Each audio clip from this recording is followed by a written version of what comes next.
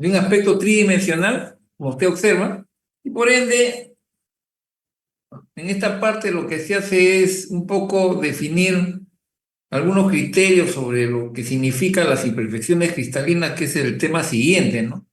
Y para eso hay una previa de ciertos conceptos que se maneja como los puntos, direcciones y planos en la celda.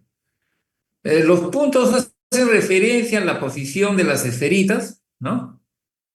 Hace básicamente, coloca en el espacio en qué posición están, ¿no?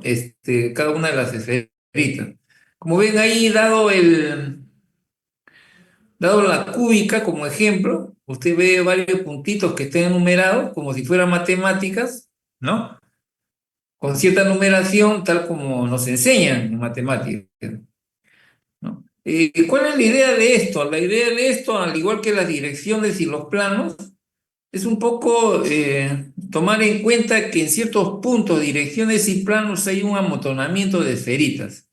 Lo cierto es que si uno observa, de acuerdo por ejemplo, de acuerdo a esto, a esta configuración HCP, ¿no? Vemos una cantidad de átomos que en referencia se podría decir que hay una cantidad mayor que en una, por ejemplo, como observamos aquí, en una BCC, ¿no? Una BCC, ¿no? Y una FCC. Vamos observando, aparentemente, sí parece que hubiera un amontonamiento, ¿no? Como estamos observando, pero eso también se establece en una vista a los rayos X, se establece realmente cuál es la posición de estas esferitas en el espacio y se observa el amontonamiento de ellas en una dirección, en un punto o en un plano. Entonces es importante, digamos, describir esto de aquí. Se empieza por la parte matemática que usted observa. Por ende, diremos que un punto está definido como tal por ella misma, una dirección está establecido por dos puntos y un plano por tres puntos, ¿no? No sé si hasta ahí alguna pregunta. No hay pregunta. Muy bien. Entonces aquí usted tiene varios ejemplos de puntos en el espacio, ¿no? Ahí tiene los ejemplos y de direcciones en el espacio, ¿no? Y ahora usted va a tener una nomenclatura, o sea, estos ejemplos que están aquí, ¿no? Estos ejemplos que tienen aquí tienen una nomenclatura. Lo único que cambia en la nomenclatura de los datos que uno encuentra en el espacio, como por ejemplo, ¿no? Acá dice, a ver, sería más o menos cero por el z que es cero, ¿no? Porque está sobre el plano. Un medio sería, a ver, sería uno un medio, ¿no? De acuerdo a esta configuración, pero de acuerdo a la nomenclatura de los índices de Mil, que es lo que se utiliza para poder describir en el espacio estos puntos, lo único que diferencia es el hecho de que las fracciones se eliminan. Si en el ejemplo aquí que estamos observando resulta ser uno un medio, cero, eso es desde el punto de vista de la matemática que nos enseñan en la tridimensional, acá lo multiplicamos todo por 2 de modo tal que ninguno sea fracción. ¿Eh? Esa es, digamos, la diferencia. Listo, ¿hasta ahí alguna pregunta? No hay pregunta. Muy bien, y fíjese usted, eso tiene también dentro de su nomenclatura, estos son corchetes, ¿no? Ya. Y como vamos viendo, acá tenemos otra situación. Se dice de que las familias de direcciones, por ejemplo, aquí usted ve es el 100, es equivalente al 010, y este a la vez puede ser equivalente al 010, o también puede ser -100, 0 -1 0. Finalmente, toda esa sucesión de numeración se le dice familia de direcciones, ¿no? Entonces, esa familia de direcciones se interpreta como usted observa, la familia 100, sí. Acá usted vea el menor o mayor. ¿Hasta ahí alguna pregunta? No hay pregunta. Muy bien, acá usted tiene los planos, algunos ejemplos también de ellos, ¿no?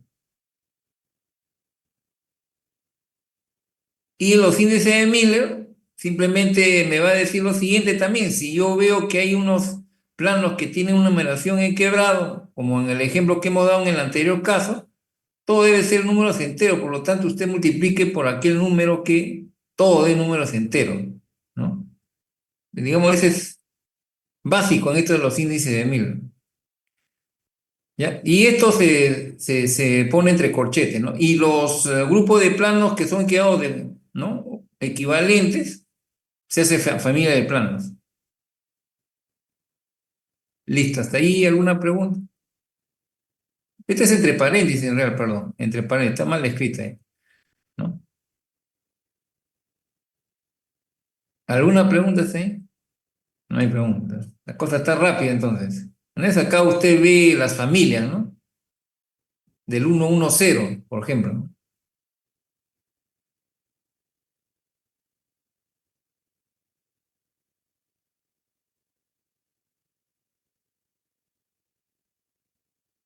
Cuando da un infinito, porque no corta ninguno de los planos, uno entre infinito da cero.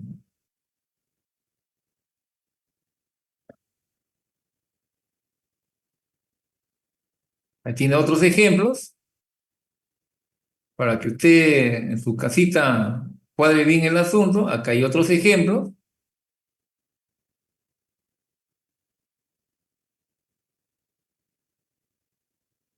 Aquí tienes otros ejemplos, con la salvedad de que aquí, como ves, pues en la hexagonal compacta, ¿no?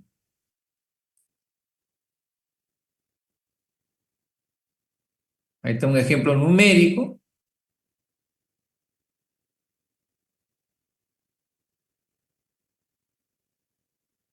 Acá hay otros ejemplos de familias, más clara todavía que el anterior.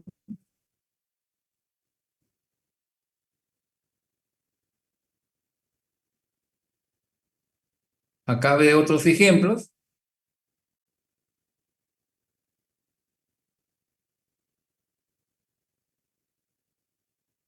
Muy bien. Habiendo terminado los ejemplos que usted va a revisar seguramente en su casa, dado que no preguntan absolutamente nada, ¿no? Entonces, veamos la intención de los siguientes capítulos. Si estamos observando de que yo puedo establecer en el espacio la posición de las esferitas, ¿no? En un punto, en una dirección y en un plano, entonces, como habíamos comentado, esto básicamente se trata de analizar por el amontonamiento entre las esferitas, con la idea siguiente, ¿no? Con la idea siguiente. Si una esferita positiva, digamos, si hablamos de esferitas tipo ion, ¿no? Se acerca a otra esferita positiva, es indudable que hay un rechazo. Por lo tanto, hay una especie de estrés. ¿Por qué? Porque en estado sólido, de todas maneras, tiene que estar en la posición correspondiente, ¿no? Claro, y si hubiera una esferita positiva y una negativa, estas se van a unir, ¿no? Sea una u otra la situación, ¿ya? Lo que sucede en un punto determinado del suceso, este positivo, negativo, positivo, positivo, negativo, negativo, todo el resto va a ser influenciado, ¿no? Todo alrededor va a ser influenciado. Entonces, eso de ahí en cierta medida se define a través de la dirección del plano y el punto de un átomo o de una esferita. Si fuera átomo, átomo es indudable, es como cualquier situación, digamos en una casa, ¿no? Si viven dos, viven holgados. Si, por decirle, de 50 metros va, si viven dos, están tranquilos. Si viven cuatro, hay intranquilidad. Si viven 10, es indudable que hay una especie de tensión, porque en una casa tan pequeña no puede haber tantas personas, ¿no es cierto? Si viven 20, exageradamente hablando, es indudable que la tensión crece. Eso sucede igualmente en los materiales, ¿no? Por ser iones, por no serlo, ¿no? Entonces hay varias situaciones que se presentan. Entonces se habla de varias variables que van a afectar al material, ¿no? Y en este caso, para eso se habla de densidad lineal, se habla de densidad planal y otras cosas que vamos a ver luego. Se habla de densidad lineal indicando, mire, la cantidad de átomos contenidos en una dirección, o sea, en una línea, ¿no? Quiere saber en una dirección cuántos átomos sostiene esa dirección. Siempre que estamos hablando de una celda, ¿no? En una celda. Recuerde que la celda unitaria es la que se va repitiendo, ¿no? Se repite varias veces.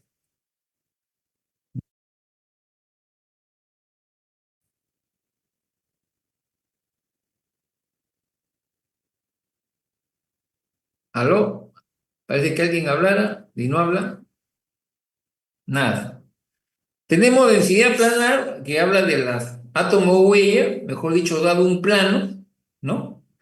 Establecido que hay de los ejemplos que se han mostrado anteriormente, ¿ya? Entonces, esa va a sostener, dado un plano, va a sostener una cantidad de huellas de las esferitas. Por ejemplo, si yo tengo el plano este que usted ve en la frontal, a ver, veamos, un ratito vamos a hacer crecer y vamos a preguntarle si quiere algo. Ya que no hablan,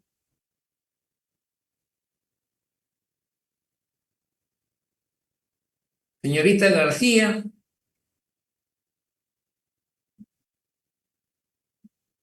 no está la señorita García. El señor Rojas, no está el señor Rojas. El señor Capcha, no está el señor Capcha. Señor Romero,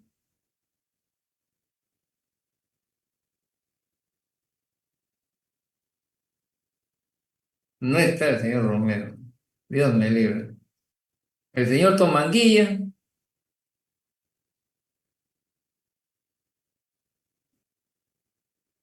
yo no sé qué Sí, hacen acá. profesor, buenas tardes. Ah, al fin, uno, mire, uno de casi cinco. Señor Tomanguilla, una pregunta, señor Tomanguilla. Señor Tomanguilla, Sí, mire este sí, plano. Mire, estamos conversando, dígame, este plano. ¿La ve? Este sí, plano profesor. satelital. ¿Ve lo que estoy con la manito circulando, cierto, Manguilla?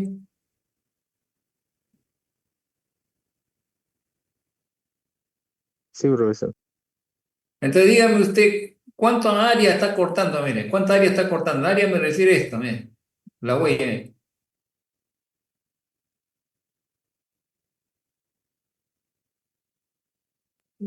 Dos círculos. Dos círculos, ¿no es cierto? Va a sumar usted dos círculos. Entonces eso usted pone acá, pues, ¿no? Acá va a poner, ¿no es cierto? El área de dos círculos, entre el área del plano, o sea, en este caso del cuadrado, ¿no es cierto? Se fue el señor Camanilla. Sí, sí, profesor. Muy bien, señor Camanilla. Listo, entonces significa que en ese plano hay dos, ¿no? Y puedo hacer varias direcciones y usted establecer pues cuál es la densidad planar, ¿no? Si hubiese sido uno de tres, uno de cuatro, la cantidad, indudablemente usted comprenderá de que esa zona está bien tensionada, pues desde el punto de vista del área, ¿no? Listo. ¿Hasta ahí alguna pregunta? No es todo. Muy bien. El número de coordinación. El número de coordinación significa, pues, dado una esferita, de cuántas esferitas está rodeado directamente, ¿no? O sea, en vivo vendría de cuántas está rodeado. ¿Ya? Entonces usted va observando, por eso hay un cuadro, ¿no? Un cuadro que le ha mostrado la profesora en la cual habla del número de coordinación, pero luego vamos a mostrar nuevamente, ¿no? Es como en el caso de la BCC, ¿no? Mire, usted observe cuántos vecinos tiene ocho, ¿no? En este caso como ejemplo, ¿no? Recordando que esto de aquí que usted está observando como representación gráfica, ¿no? Recordando que esto que está como representación gráfica, ¿ya? No habla pues de otros esferitas que pueden ver ahí, ¿no? Por lo tanto, este es un ejemplo simple, ¿no? Si yo tuviera más circunvecinos más cercanos de mayor cantidad dentro de este cubo, es indudable de que el número de vecinos es mayor y por lo tanto hay ciertos efectos sobre la esferita central en este caso, ¿no? Muy bien. Acá tiene el cuadro nuevamente donde habla el número de coordinación, ¿no? ¿Hasta ahí alguna pregunta? Profesor, disculpe, usted mencionó lo que es la tensión entre los átomos. ¿Podría decir a qué propiedades afecta? Claro, eso, señor, se ve luego justamente a qué propiedades afectan, ¿no? Pero digamos en general, señor, ¿no? Que una de las cosas que nosotros vemos en el curso en cuanto a las propiedades es desde el punto de vista, no sé si hasta ahora le ha quedado claro, desde el punto de vista mecánico, ¿no? Sí,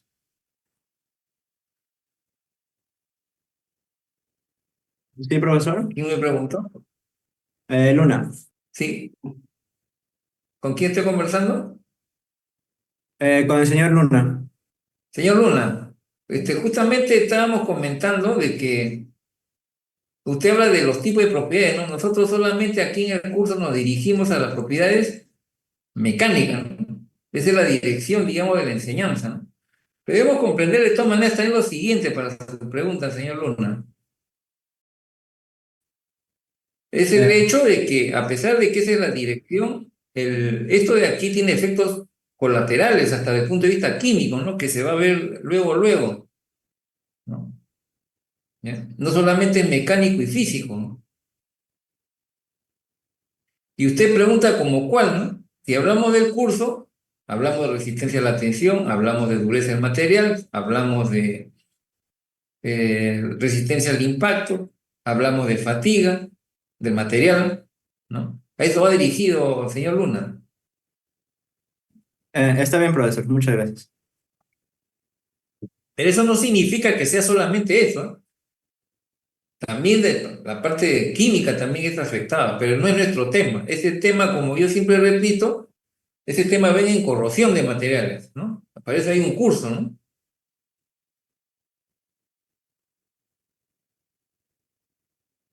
¿Listo? Está ¿Alguna, bien, profesor. Muchas gracias. ya. ¿Alguna otra pregunta?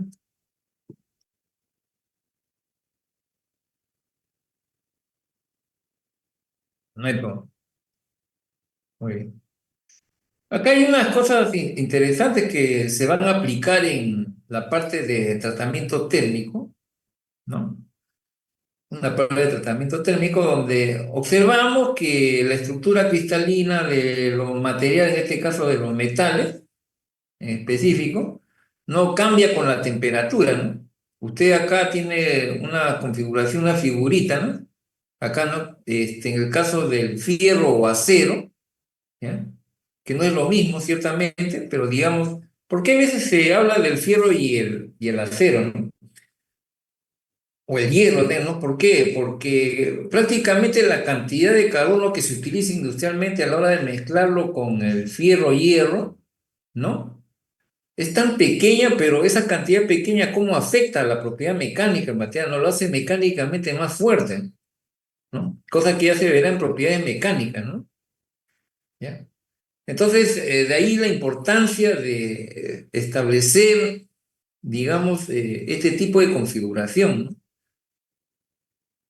Mire usted, en el caso este de aquí, si se habla de un hierro o acero al carbono, es básicamente lo mismo, desde el punto de vista teórico de lo que vamos a ver. Mire, aquí, por ejemplo, dice entre menos 203 grados centígrados, o sea, 0 Kelvin, ¿no? Hasta 910 grados centígrados. La estructura cristalina del hierro es BCC, ¿no? Y sigo calentándolo, la estructura cristalina es FCC. Y si sigo aumentando la temperatura es BCC. El hecho de que cambie el material a la hora que voy aumentando la temperatura, ¿no? Prácticamente se dice, bueno, es un material polimorfo.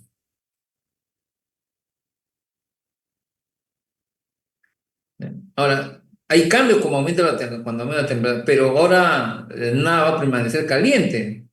Nuevamente tiene que bajar su temperatura. Entonces, si el enfriamiento es lento en el equilibrio, tranquilo, suavemente, este puede regresar a su situación original. Por ejemplo, en el caso del hierro, está de 1539 grados centígrados a 1400 grados centígrados y baja, sigue siendo BCC. Sigue bajando de 1400 a 910 grados centígrados, sigue siendo FCC. Y de 910 grados centígrados a menos 273 grados centígrados pasó nuevamente a BCC, ¿no? Si el asunto es reversible, no todos los casos son reversibles de los materiales, entonces se le llama material alotrópico. ¿Hasta ahí alguna pregunta?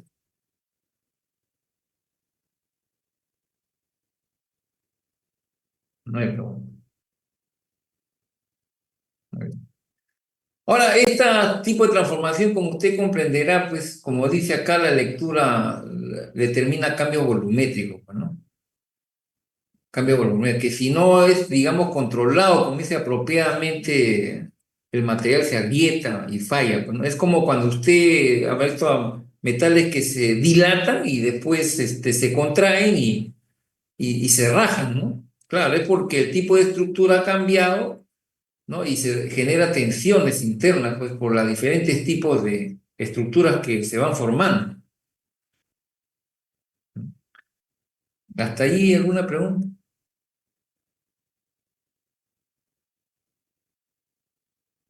No hay pregunta. Muy bien. Acá tiene otro ejemplo de estructuras de titanio, ¿no? Como va observando, a 1670 grados Fahrenheit ya cambió de hexagonal, compacta, pasó a cúbica centrada en el cuerpo, ¿no? Acá tiene unas tablas para su bibliografía, ¿no? Y lectura, ¿no? Del cambio de algunos tipos de sustancias.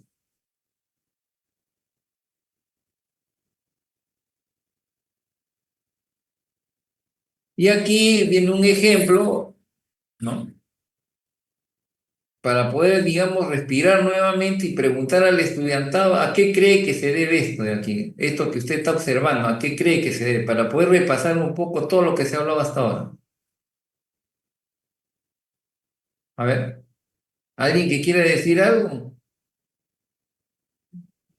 ¿Por qué cree, siendo los tres aluminio, mire usted, uno menos opaco que otro? Hasta donde se ha estudiado en el curso, ciertamente. ¿Aló? ¿Alguien quiere hablar? O sea, el dedo. Señor Zapata,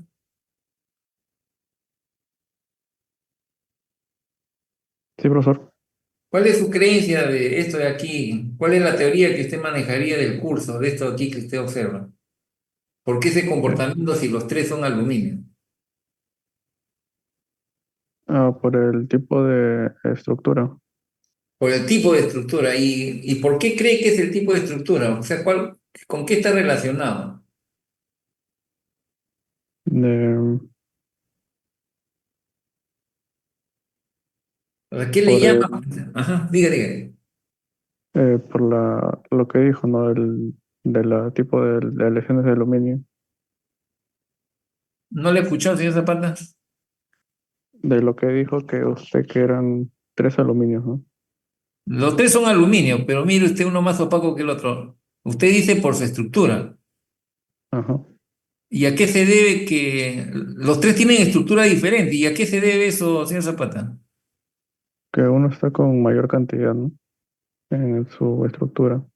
Lo que había hecho del nombre de coordinación, ¿no? No la cuadro. A ver, veamos otra persona, a ver, el señor Zapata.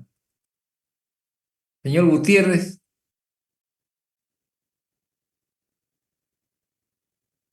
señor Gutiérrez, no está el señor Gutiérrez. Señor Bizarreta,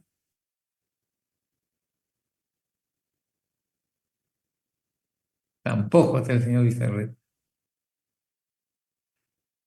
Señorita Marmolejo,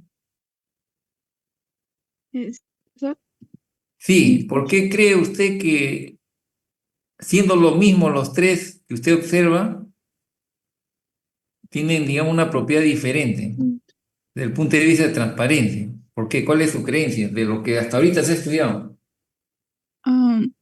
Claro, o sea, puede ser porque eh, cada, cada muestra haya sido eh, fabricada de una distinta manera, entonces Ajá, el resultado es que cada uno tiene una estructura cristalina, un sistema cristalino distinto, ¿no? Que le distinta, da así es. propiedades distintas. Así es, muy bien, muy bien.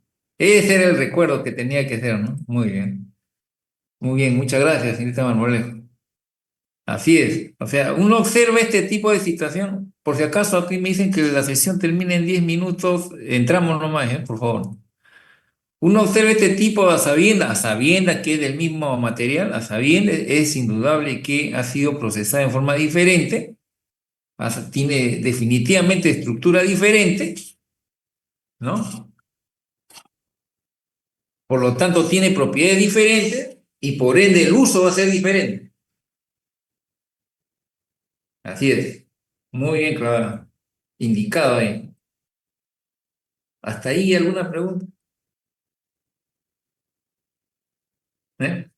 Hemos hecho un repase rápido para decirle, señor, por ejemplo, a ver, vamos a hacer un ejercicio, a ver, dado lo que ha dicho la señorita. A ver, siguiente pregunta para el señor Rojas, a ver, Dios quiera que esté. Señor Rojas, señor Rojas,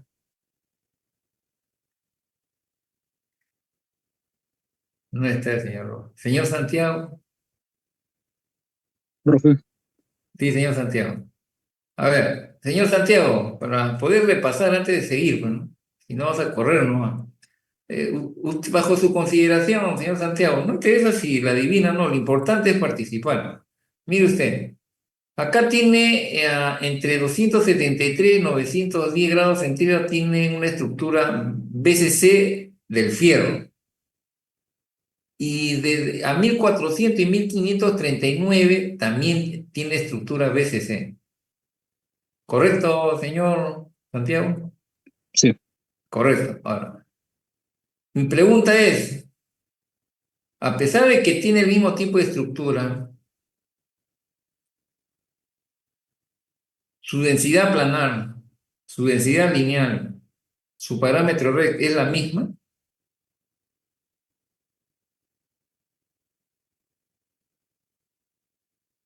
Um, bajo su consideración, señor Santiago. densidad lineal. Claro. Planar. Creo que sí, ¿Por qué cree que sí? Pues hemos porque hablado de parámetro rect, densidad lineal, densidad planar. ¿Usted cree que sea la misma? porque al tener el mismo tipo de estructura están ordenados de la misma manera. De la misma manera, ¿no es cierto? Así Sí. es. ¿No? Claro, de la misma manera está estructurado, señor Santiago, estamos totalmente de acuerdo. ¿No? Pero la estructura como tal, señor Santiago, no hace referencia a la posición en un cubo de las esferitas, ¿no es cierto, señor Santiago? Sí, entonces, tal vez en la esfera de arriba hay más distancia entre los átomos. Claro, o sea, ¿no es cierto? Claro, si está más, como quien dice, entre comillas, dilatado, ¿no? ¿No? Claro, no puede ser, ¿no? El contenido energético de las esferitas es mayor, ¿no? Ah, entonces tendría más densidad, no, perdón, menos densidad, Claro, ¿no? menos el parámetro de red crece, claro. ¿Se acuerdan? Eso es lo que sucede, señor Santiago, ¿no? Si se va entendiendo claramente este tipo de cosas, ¿no? No puede ser lo mismo. Más aún si aplicamos lo que hace un rato su compañera nos estaba hablando, oiga, uno está a temperatura ambiente y otro está a temperatura mucho más alta. A pesar que la estructura es la misma, oiga, pero el parámetro de la densidad lineal, la densidad planar no es lo mismo. ¿No es cierto, señor Santiago? Claro, Pero ahí lo sí. que usted sí ha precisado, señor Santiago, es el hecho de que en la posición que tiene cada esferita tiene la misma conformación geométrica, eso es cierto. Estamos en estado sólido, así es. Muy bien. ¿Hasta ahí alguna pregunta? Como ven, cómo saltan las preguntas, ¿no? Muy bien. Aquí simplemente se hace referencia, luego se hace referencia perdón, te pasa. Aunque esta parte vamos a pasarlo relativamente rápido, pues sí, es bueno saberlo. Aquí se hace referencia pues a las ondas y frecuencias que normalmente nosotros utilizamos, ¿no? Y para decirle que no olvide usted que nosotros estamos a este nivel de tamaño, ¿no? Mire usted, rayos X, ¿no? Ahí está la longitud de onda, 10 a la -1, ¿no? Ese es el tamaño en el cual nosotros estamos observando las estructuras que tienen en forma indirecta, ¿no? Indudablemente usted observa que tiene otros usos, ¿no? ¿Ya? Muy bien.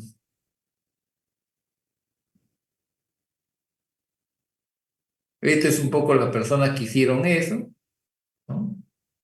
Que trabajaron en eso. Siempre es bueno mencionarlo. Esta es un poco la técnica de incidencia de los rayos X, el rebote que puedan tener, porque lo que uno mide justamente es el rebote. Aquí lo que se está tratando de mostrar es un equipo que finalmente me lleva a un diagrama donde establece cada pico, representa ya un tipo de estructura, ¿no? Todo esto que usted ve ya está estudiado, por lo tanto estos valores están definidos. Recordando siempre que hay un patrón, ¿no? En todo esto siempre hay un patrón, ¿ya? Siempre usted hace referencia, por ejemplo, ¿no? Si yo quiero tener una respuesta comparativa con un material que no conozco, lo que se hace es tomar un patrón. Por ejemplo, yo quiero saber si tiene algo de oro. Entonces yo debo tener en lo posible oro casi puro, recordando que no existe el 100%, ¿ya? El 99,99, pero no es puro. Entonces yo hago un análisis con difracción de rayos X y va a salir un comportamiento. Por ende, ese comportamiento se traslada a un análisis de cualquier otro tipo de material donde pueda tener otros materiales, no solamente oro. Y si sale un pico similar, parecido a la del oro, hay oro. ¿Listo? ¿Hasta allí alguna pregunta? Nuevamente se insiste en esto del tamaño, ¿no? Que no solamente se aplica a lo que nosotros hacemos en materiales, sino a otro tipo de materiales, ¿no? En este caso usted va viendo desde el punto de vista orgánico el lado derecho, ¿no? Y algunas cosas desde el punto de vista inorgánico el lado izquierdo. Y lo que va observando es qué técnica utilizo para poder hacer ese tipo de observación.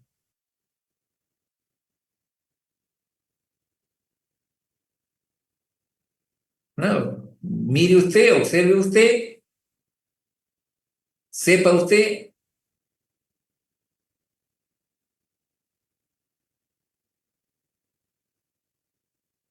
Muy bien. Nos preguntan, microscopio electrónico, una vista microscopio electrónico, también de una aleación de aluminio.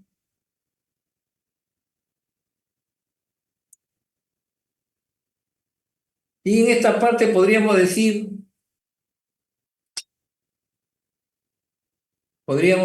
de que, por ejemplo, esto es un microscopio óptico, ¿no? En la que uno observa cierto tipo de situación superficial. Pero si acá hay más suciedad, si hubiese más suciedad, no se observa ni siquiera esto que tiene en pantalla, ¿no? Esto relativamente está limpio, ¿no? Está relativamente limpio, ¿ya? Entonces, ¿qué es lo que sucede cuando no está tan limpio, que digamos, cuando no es uniforme la superficie? Cuando no es uniforme la superficie, le sale una vista de este tipo, ¿no? Ve usted zonas rugosas, zonas planas, zonas rugosas, zonas planas. Por ende, la incidencia de la luz es la misma, la dirección, y la respuesta que usted va a ver a través de la reflexión es indudable que no la va a ver igual todo, ¿no? Es como está observando usted en la foto de abajo, ¿no? Entonces, ¿qué se hace? Se pulen. Fuera de quemarlo, se pulen. Y cuando se pulen, ve, toda la superficie lisa me da una especie de una reflexión igual, salvo en la zona de borde de grano, ¿no? Y usted va a ver una vista limpia como la que está observando. Por eso es que siempre se insiste en esto del asunto de las vistas a microscopio, en las que uno puede ver directamente y otro en los tipos de materiales que nosotros manejamos en la industria, se tiene que hacer de todas maneras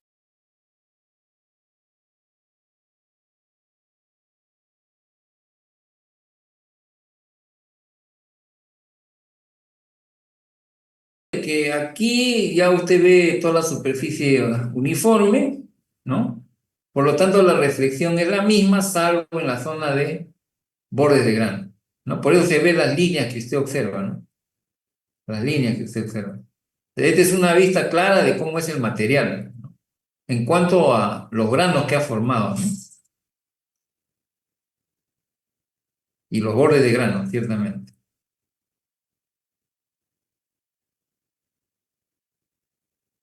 Aquí está más claro el asunto de los tamaños, ¿no? Desde el punto de vista metalográfico, ¿no? De lo que se puede observar con las diferentes técnicas, ¿no? ¿Ya? ¿Hasta ahí alguna pregunta?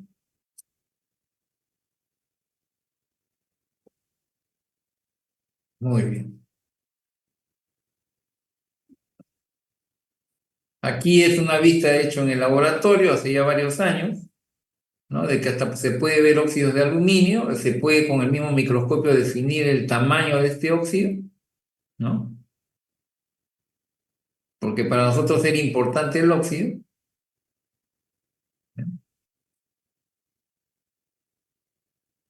Listo.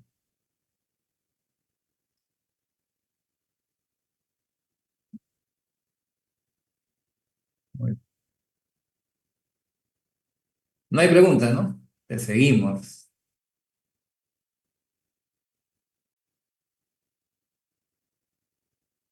¿Listo?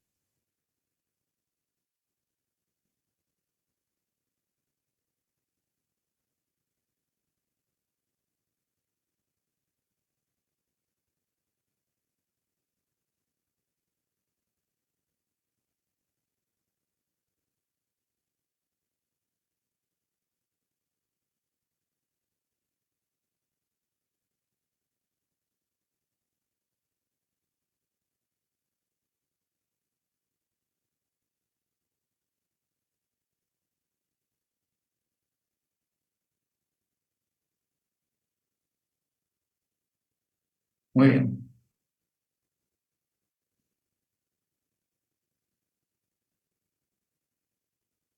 Mire usted acá, ¿no?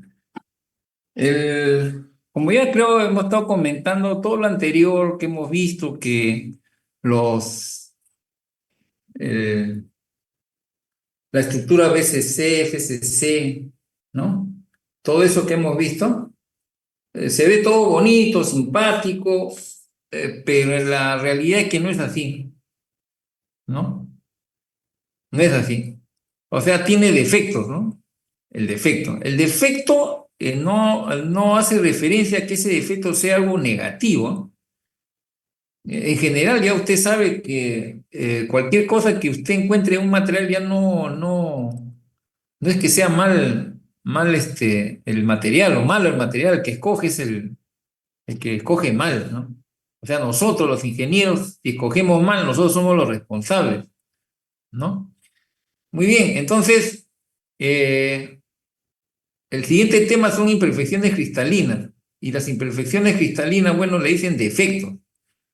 Y como estábamos comentando, esos defectos no es que sea algo malo. Más al contrario, desde el punto de vista mecánico, es interesante ver que la resistencia mecánica aumenta, ¿no? Para beneficio, digamos, de lo que nosotros aplicamos, ¿no? Listo. Entonces, bajo ese concepto se habla de defectos puntuales, defectos lineales, ¿no? Mire, ya van a defectos puntuales, ya hace referencia a la esferita, defectos lineales en una dirección de varias esferitas, ¿no? Defectos planares, ¿no? Que es en un plano, y los efectos volumétricos, que es lo que nosotros observamos finalmente, en forma macro. Entonces, dentro de efectos puntuales está de ubicación en la red y vacancia. Pero veamos.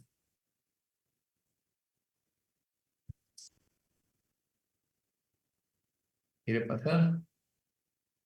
El siguiente.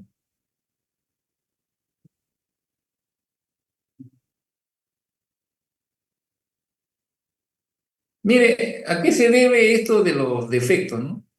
¿Qué es lo que ocurre? Lo que ocurre es de que cuando todo cuerpo está energizado, todo cuerpo tiene energía, ¿no? Es como nosotros, ¿no? Nosotros hablamos, conversamos, vemos, observamos, ¿no? Siempre es porque tenemos energía. Si no tuviéramos energía, no tendríamos esa capacidad, ¿no? Y debemos también entender, por ejemplo, también ¿qué le digo? Pues, si hacemos comparativa entre personas jóvenes, digamos, todos los jóvenes son fuertes, ¿no? Y todos los viejos son más débiles. Claro, porque el contenido energético es diferente, pero hablando solamente de los jóvenes, no todos los jóvenes tienen la misma energía, a pesar que son fuertes, ¿no? Unos son más fuertes que otros definitivamente, o sea, tienen más contenido energético en el cuerpo, por N motivo, ¿no? Entonces, en los materiales es lo mismo. Las esferitas, no todas tienen la misma energía. ¿Ya? Hay unos que otros tienen mayor energía por algún motivo. ¿Ya? Entonces, eso hace que la posición de las esferitas cambie. Oye, tengo más energía a pesar que estamos en estado sólido, pero me puedo mover.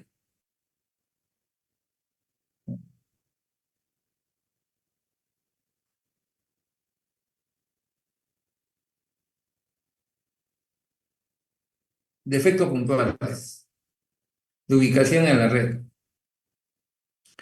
Usted observa aquí que, por ejemplo, acá hay un átomo, ¿no? Que no está acá, ¿no? No está. Y por ende, mire, está por otro lado, ¿no? Y aquí, fíjese usted, hay un átomo que no debe estar dentro de la estructura cristalina. Aquí no está y aquí no debe estar, ¿no?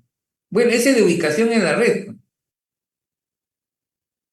Y eso es lo que se observa, ¿no?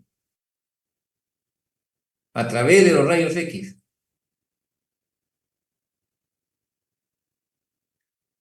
Muy bien. Por ejemplo, que está aquí al costado con un colorcito diferente al resto, mire, digamos, ¿no? Acá las esferitas claras con la esferita negrita. Acá no debería estar la negrita, por decirlo así, ¿no? No debería estar, pero está.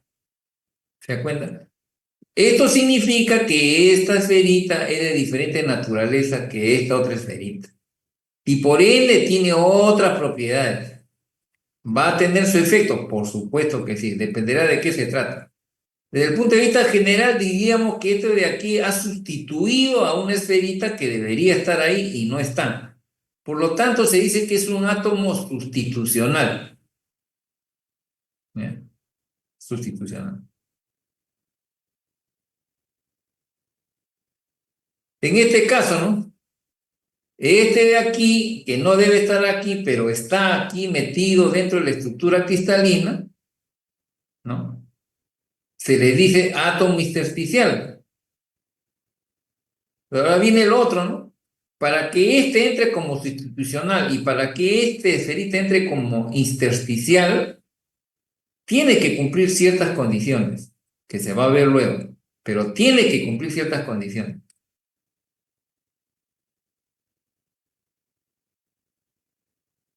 Pregunte, por favor, pregunte.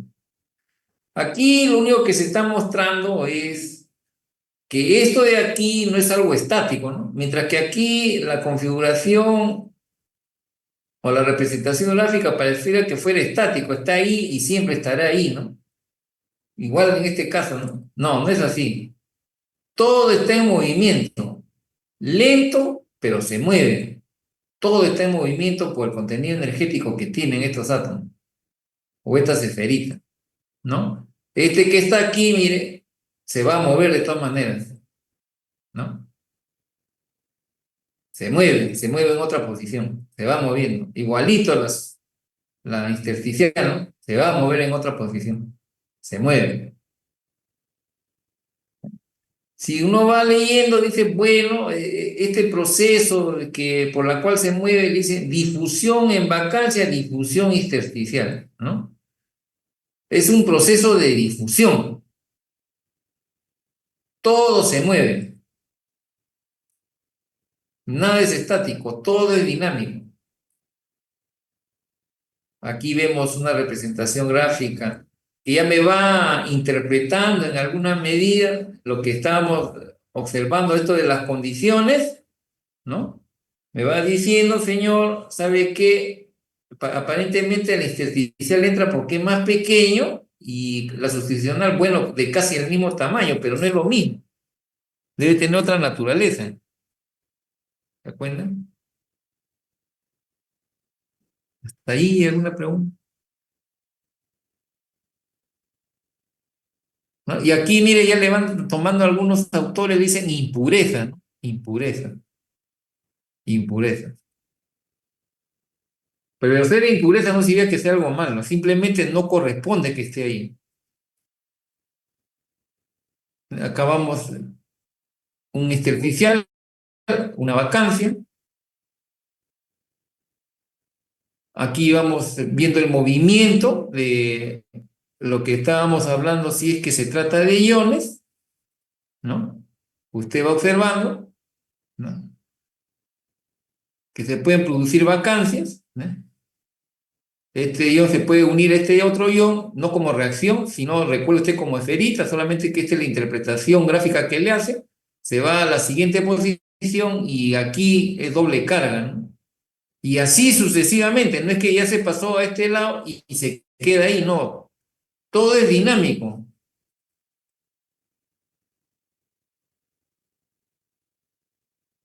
¿Hasta ahí alguna pregunta? No hay pregunta, ¿no? Acá también me va diciendo que todo es dinámico, como usted observa, ¿no? Nada es estático. Y aquí me va indicando ciertas propiedades, ¿no? Dice, los átomos de tamaño menor a los átomos del solvente. ¿A qué hace referencia el solvente? El solvente es a la que mayor cantidad está, pues, ¿no? En que las esferitas claras es el material que está en mayor cantidad, por lo tanto le llaman solvente, ¿no? Dice, tendrán mayor probabilidad de ocupar un espacio intersticial. Sí, cierto. Mientras más pequeñito sea, entra, pues, con mayor facilidad, ¿no? O mayor probabilidad, ¿no? Y entre los átomos intersticiales, por ser relativamente pequeños, está el carbono, nitrógeno y oxígeno, ¿no? ¿Hasta ahí alguna pregunta? ¿No? Absoluto le dicen las pequeñas cantidades de los otros átomos.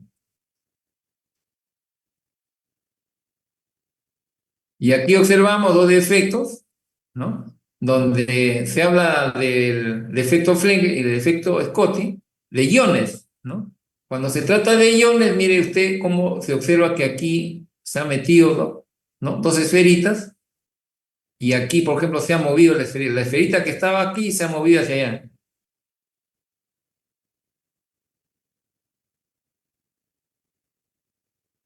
¿Hasta ahí alguna pregunta?